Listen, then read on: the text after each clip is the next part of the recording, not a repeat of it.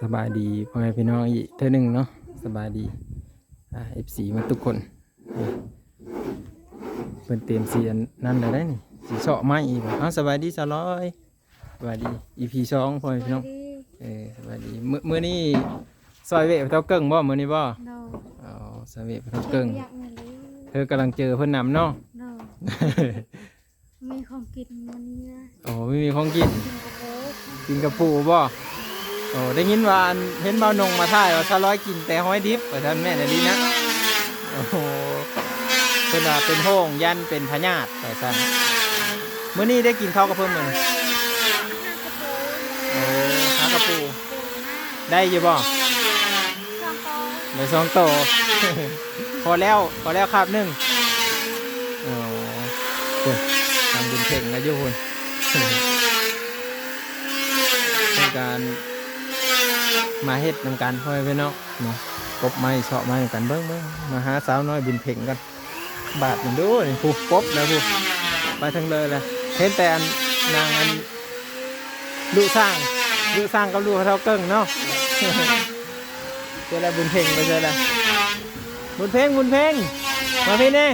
มาพี่มาสบายดีเนี่ยสบายดีป้าลุงเนี่ยสบายดีโอ้หนุ่งทรงให้น้องมาฮะเพิ่นสบายดีแล้วสบายดีป้าลุงเพิ่นสีนุ่งทรงก่อนพี่น้องแล้วเพิ่นนุ่งทรงกันเด้อ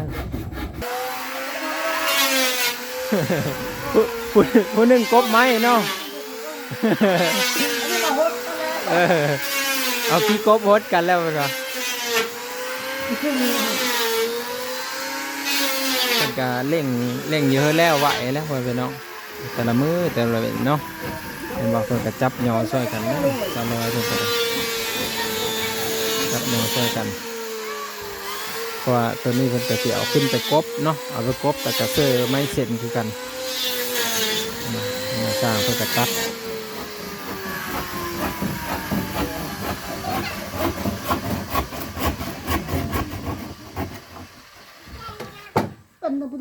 เยอะใช่แล้วเฮาอยู่ทางนี้มุกรถมาขึ้นเนาะจนสารแล้วนี่เต็มมัดผมเลยนั่นนี่เนาะอันนี้คือตะปูเพิ่นนี่ใส่ตะปูเพิ่นเลยนี่ตะปูซิปบ่ตะปูซิปเด้อไปใส่ต่อโอ้พอเพิ่นสิจับไม้ดอกเดียวเลยเพิ่นเนาะมันเนาะมันแน่นนะครับ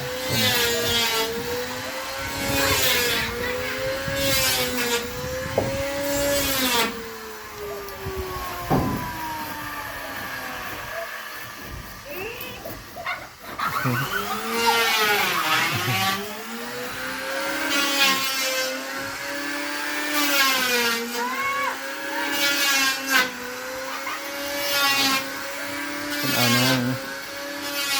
เพื่อนกำลังกบไม้อยู่นุ่นเลยพอไปแล้วป่านถ้าเพิ่นเฮ็ดมื้อนี้ก็น่าจะเสิร์ฟไม่เสร็จแล้วนะ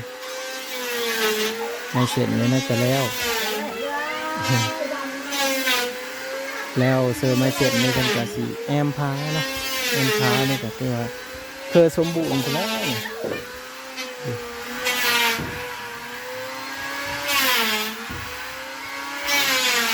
กบไม้เห็นเท่าเกิ้ง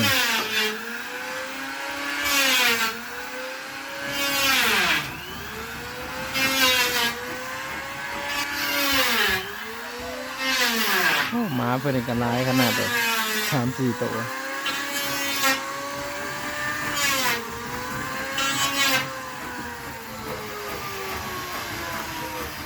โอ้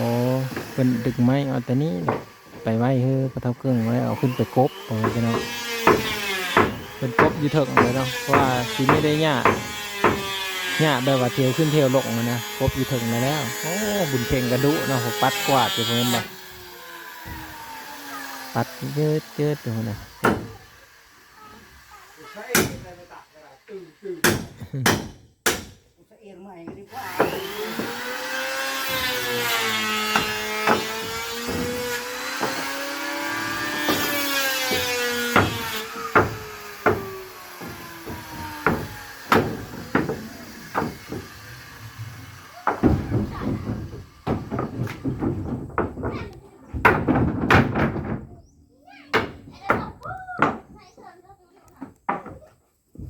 เ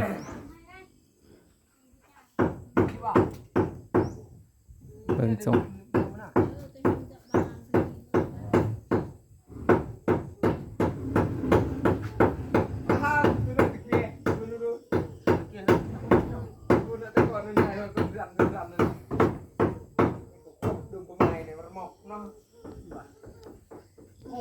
เยอะเห็นตอนมันแล้วเนาะพ่อแม่พี่น้องสิเป็นแนวเลยเด้เนาะ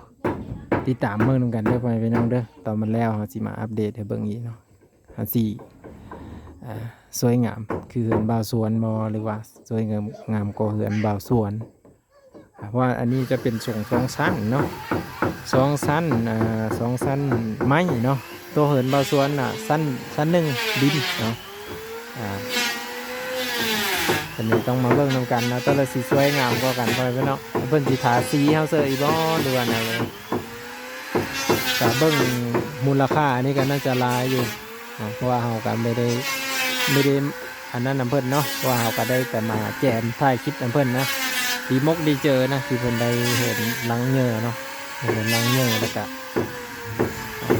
มุงแป้นเพิ่นเลยเรียบร้อยเนาะผู้รักผู้เหยื่อเพิ่นเฮ็ดนะดีมกดีเจอหลายพ่อแม่พี่น้องที่เพิ่นได้รับการช่วยเหลือสังเกตเนาะอันนี้คือเรามาถ่ายวิดีโอให้ FC ได้เบิ่งได้ชมกันเด้อตัวนี้ได้เบิ่งได้ชมกันเนาะตลอดไปก่อนเก็บไม้เก็บต่อเพราะเพิ่นสิเอาไว้เฮอโพเพิ่นกบมาแล้วเห็นบ่เอาซอยกันเนาะ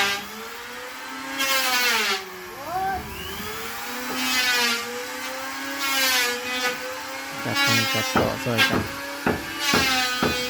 มีดนกันแล้วไวนะแบบนี้เนาะเป็นซอยกันดีได้เขามานั่งเบิ่งกันสิประมาณอยู่10 นาทีหรือว่าสาวแล้วนะพ่อแม่พี่น้องประมาณ20 นาทีแล้วเขามานั่งเบิ่งนี่ค่ะ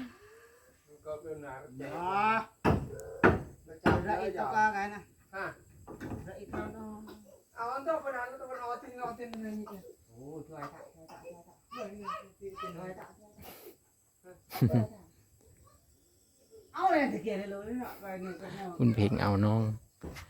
คุณเพลงก็เอาน้องเป็นแล้วพ่อแม่พี่น้องเนาะ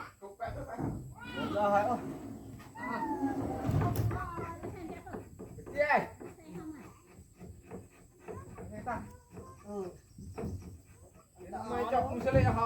หักในเต้นในเต้นมินิตีไปกัน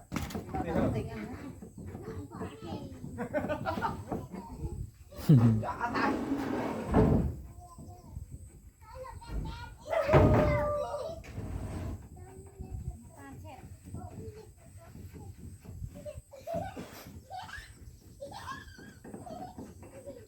จืดว่าใครตัวไหนวะฮะจืดว่าตัวไหนวะน่าจะอยู่จบอะไรจืดว่าจบเที่ยวไว้นั่นแหละไงเรากินมาหนังเนี่ยโอ้ยแต่ว่าจืดตัวไหนเฮ็ดนอดใช่ป่ะเฮ็ดพวกว่าวมาว่าหรือว่ามือโอ้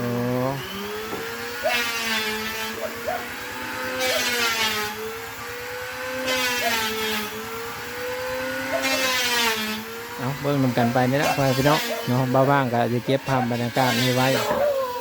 หมาเห่ากันตะพืชตุบัน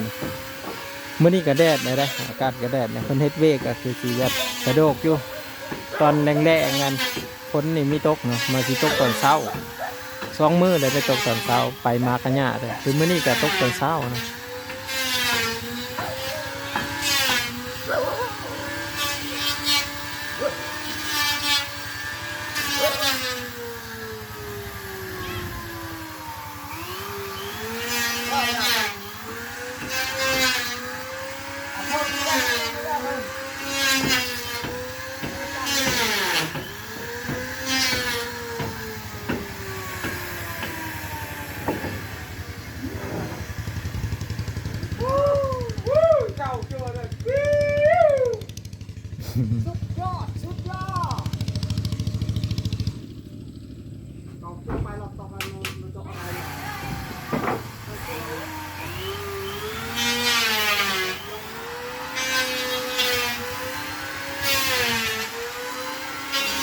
อันนี้คือความคืบหน้าของเหินเพิ่นเด้อพี่น้อง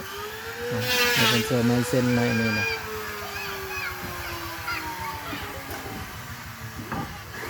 คืบหน้าตัวนี้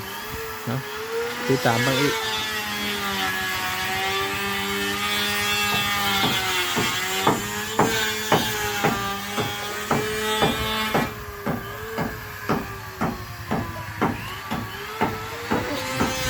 ขอบคุณ FC ที่รับชมและติดตามมึงเนาะเดี๋ยวมาต่อเบิ่ง EP ต่อไปเลยพี่น้อง